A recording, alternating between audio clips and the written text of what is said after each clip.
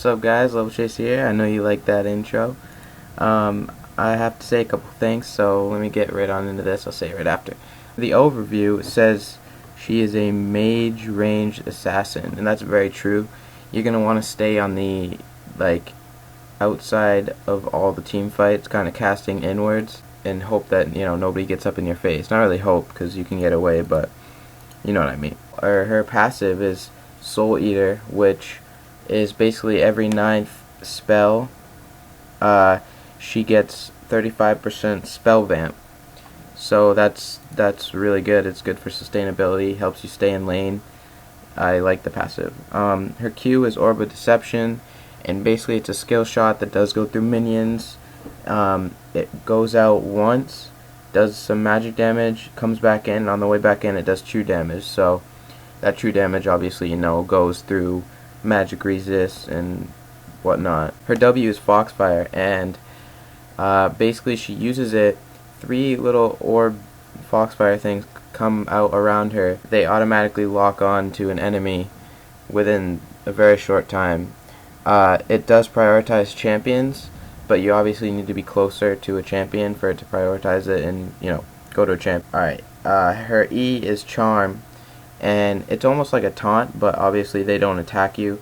You throw it out, you cast it, and if it's a skill shot, and if it hits an enemy, which this one doesn't go through minions, if you hit a champion, it will cause that champion to walk forward towards you. And this is good for a number of things, luring into turret, but one of the best things is to immediately cast your Q afterwards, and you're almost guaranteed to get both those hits on him. So that's that. Alright, her ult is Spear Rush, and she can cast it 3 times, and what it does is it sends out 3 of those Foxfire orbs basically each time she casts it.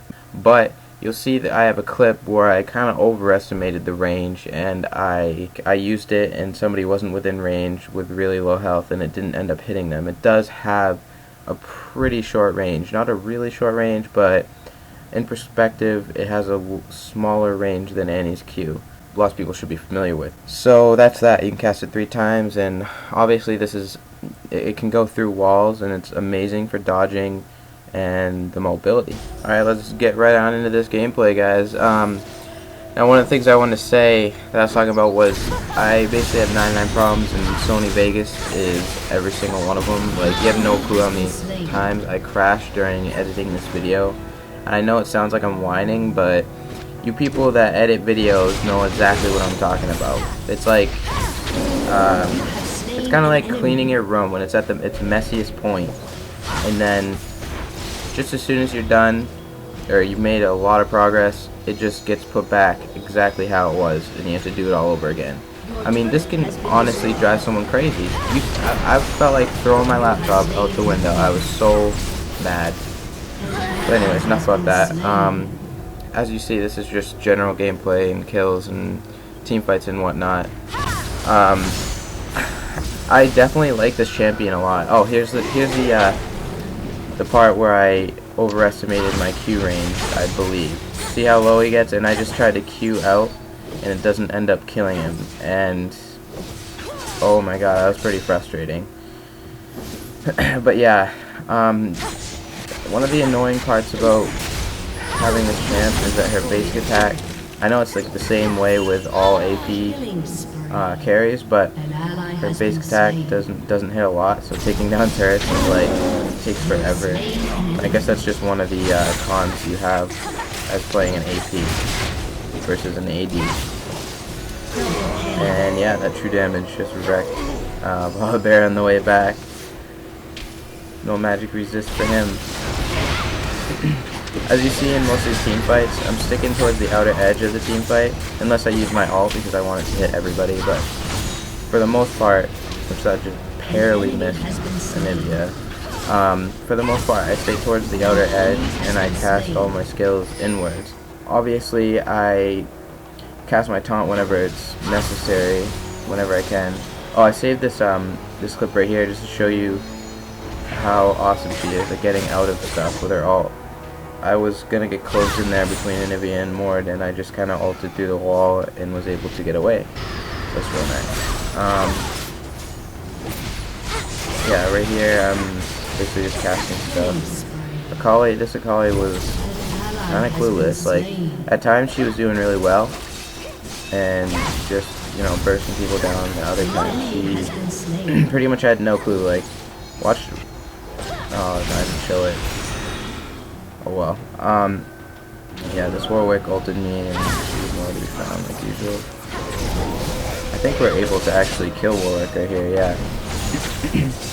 I did notice that in this character I got KS a lot. Like, I have a lot of assists by the end. I think I had like 16 assists or something.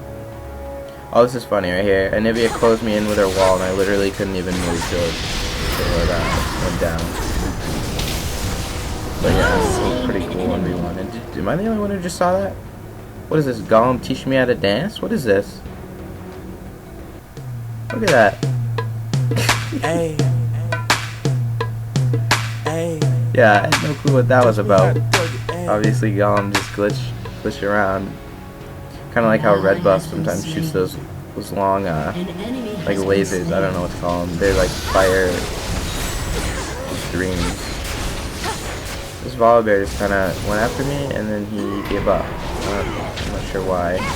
And as you see right there, Foxfire does kind of become a pain in the ass sometimes because you might hit a neutral monster and it will go after you. That happened to me in Blue Buff too. It's obviously not a big deal, but it's just something to think about, especially if you're near Baron. You really don't want it to hit Baron. That would suck. Foxfire is also really nice for running away. While you run away and use that skill, oftentimes it'll hit them enough so that they're so low they either realize that it's not worth chasing you, or you end up killing them, which is awesome. Double kill.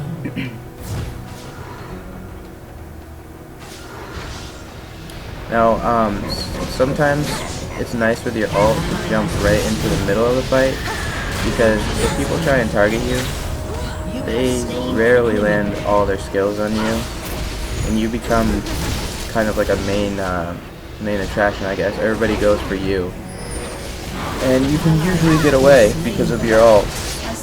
If you wanted to do that, if you wanted to take in that kind of style of gameplay, you'd obviously get a Rallies too, just to become tanky.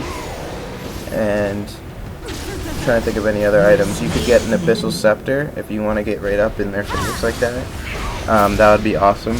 That'd be another pretty legit item. I think what I built here was, if you want me to say right now, Sorcerer's Boots, Will of the Ancients, Rod of Ages. I got the Boots first, and then the Rod of Ages. And then Will of the Ancients. I know I just said that like in a weird order at first, but and then I built the Tier, I think, and then the Death Cap, and then I built the Tier into the Archangels, and then I didn't get any farther than that. But if I was to build something else, I probably would have built another Archangel or an Abyssal Scepter. And here's a nice triple kill for you. And one last little Foxfire hit Anivia. So that's the end of that. Thanks for watching, guys. Please like and comment. See ya. Double kill. Triple kill.